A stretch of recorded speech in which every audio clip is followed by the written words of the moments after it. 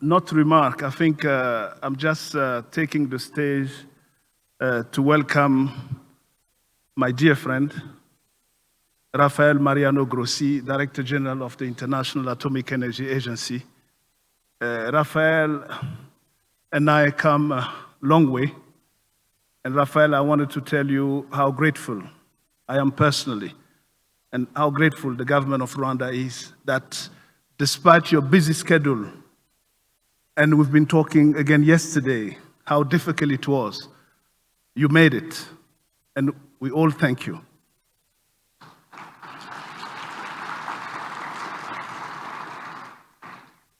You joining here His Excellency, the Prime Minister of Rwanda, His Excellency, the Prime Minister of Niger, and many ministers from across Africa. And Rafael, I just have one word. In my part of the world, they say, meaning you've honored us, but we're asking God to honor you. And that's all what we can say today. So thank you for coming. You've been in contact regularly with myself. We've done Ponman with Sama Bilbao, because you all believe in nuclear energy for the continent. And I know, and I said it yesterday, you will dwell into what you've been doing for the continent since taking over. And that's what we expect of you, and that's what Rwanda expects of you. And we want you to do what you've been doing for Africa, so that in Rwanda, what we say for the nuclear energy program, Rwanda becomes a blueprint where something can be successful, the fastest, the smoothest for the continent. Rafael took me in 2014 to Argentina. He doesn't talk about that because he's now the Director General of the agency, to visit Argentina nuclear program and INVAP that was at the time building already SMS, and the ambition was to build SMS for the developing world. They wanted to make it safer, flexible, and easily deployable for the continent, and also cheaper. That was the ambition of Argentina at the time. As Rafael mentioned to me this morning, they've gone further. They've done it with the innovation that goes with the recent small modular reactors. And he cannot talk about it, but I can, because we visited Bariloche together. But as we say in French, joindre l'utile à l'agréable, he also took me to a football match.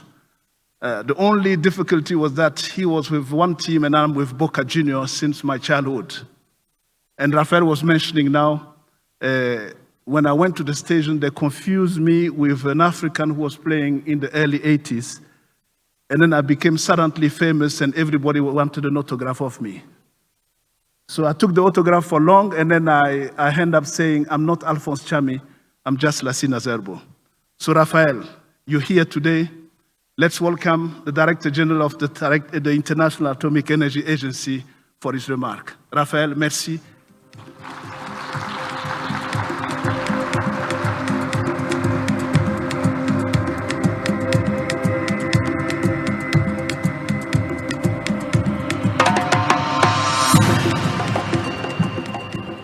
Thank you very much. Good morning, Prime Minister, of course, of Niger, dear ministers, and of course, my old and good friend, Cina. Thank you for those kind words. And let me congratulate you and all those who have been participating in this great effort, which is NEISA, which is this Nuclear Energy Innovation Summit for Africa here in Kigali. The introductory remarks that you heard from Mr. Poneman laid out a number of points which I am sure are going to be developed in the course of the day. Why nuclear? Why nuclear now? What are the advantages? What are the challenges that we are having? From the perspective of the IAEA, the International Atomic Energy Agency, the added value that we want to bring to this discussion is to be the real enablers of many of the things that are going to happen and are already happening here in Africa. There is a global trend And I think it's been mentioned already, but I would like to stop for a minute there and elaborate on that. There is a global trend which is caused by a number of factors, ranging from climate change to economic development to the new debates about energy security.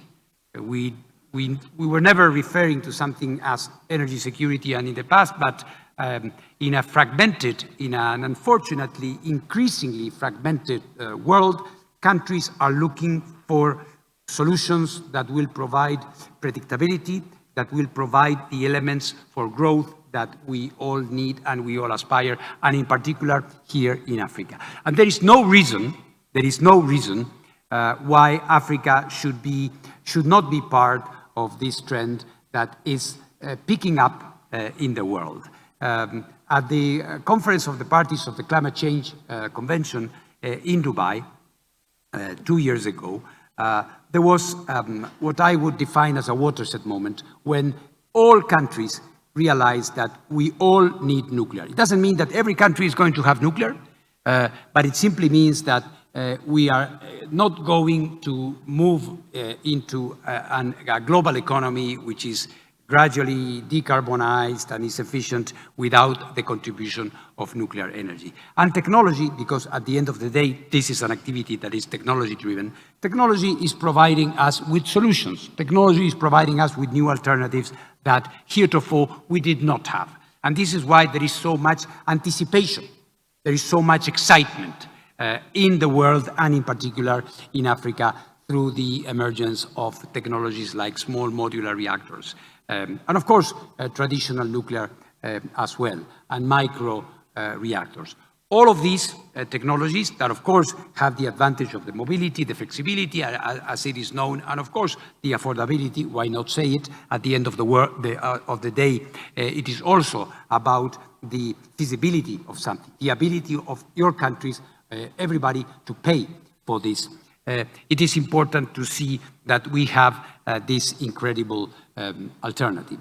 The contribution of the IAEA is not the advocacy as well, but there are many that are going to be developing this. What you need is infrastructure.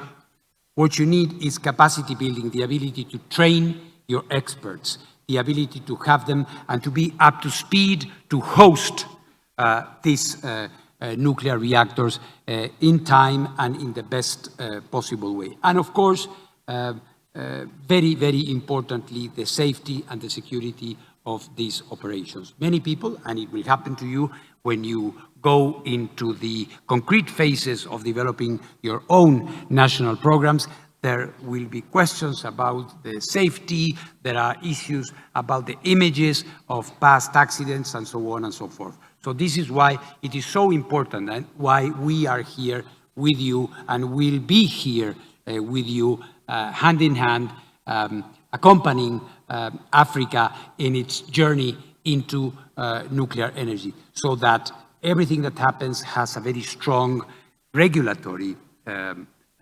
ingredient, without which this activity would be extremely difficult to bring to fruition. So this is why we see this activity, and the IAEA is working with many of your countries. Of course, Rwanda is a case in point.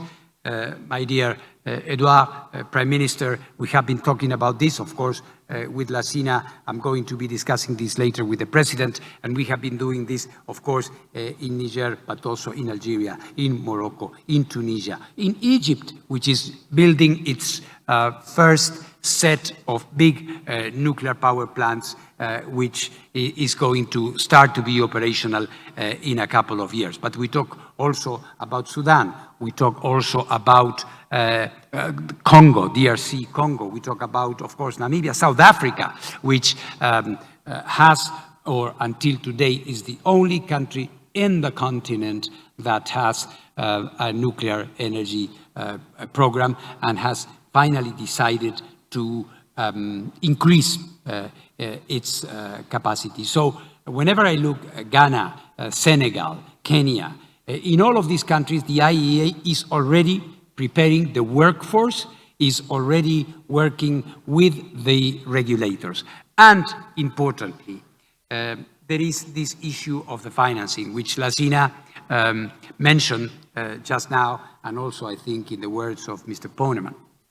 For many, many years, financing in nuclear was out of the question for a variety of reasons, none of which was, in our opinion, neither scientifically nor technically justifiable. But the reality was that there was a limitation, a restriction. So countries could not turn to international finance institutions, and this is, I think, so essential for developing nations, like here in Africa, or where I come from, in Latin America and the Caribbean, or in some parts, in vast parts of Asia.